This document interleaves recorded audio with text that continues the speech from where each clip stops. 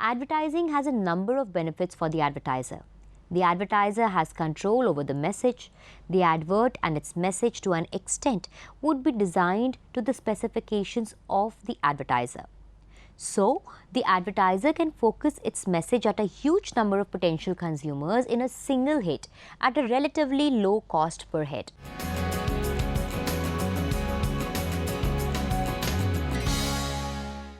There are two key categories of advertising, namely above the line and below the line. The definitions owe a lot to the historical development of advertising agencies and how they charge for their services. In a nutshell, above the line is any work done involving media where a commission is taken by an advertising agency, and below the line is work done for a client where a standard charge replaces commission.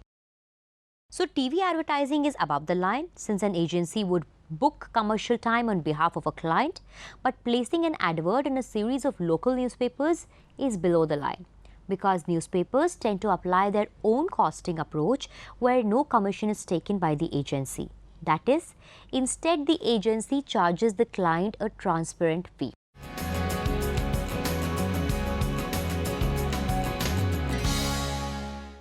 We are exposed to a variety of advertisements day in and day out. We see advertisements in newspapers, in hoardings, listen to radio advertisements, and also watch a host of advertisements in the television. There is also a variety of advertisements in the World Wide Web. Here we will discuss the concept, objectives, and functions of advertising. Advertising is thus a mass communication tool, which is paid essentially in paid form by a firm or an individual, and the ultimate purpose of which is to give information, develop attitudes, and induce action which are useful to the advertiser.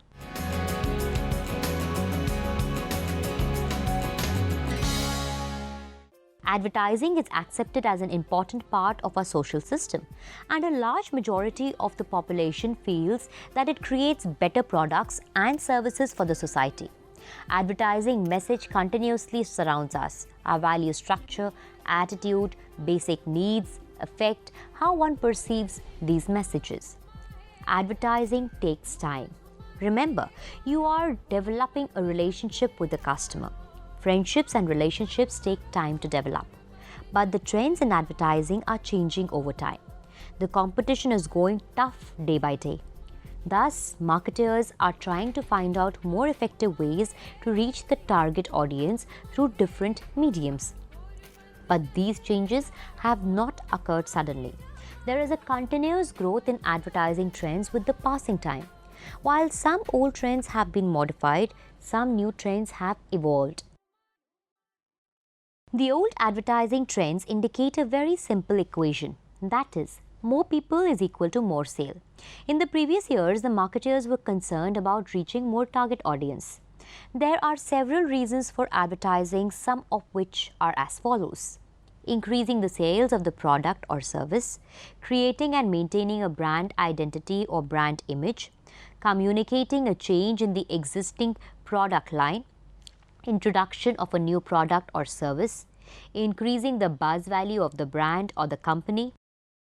Thus, several reasons for advertising, and similarly, there exist various media which can be effectively used for advertising. Based on these criteria, there can be several branches of advertising. Mentioned here are the various categories or types of advertising according to the media used to advertise a product.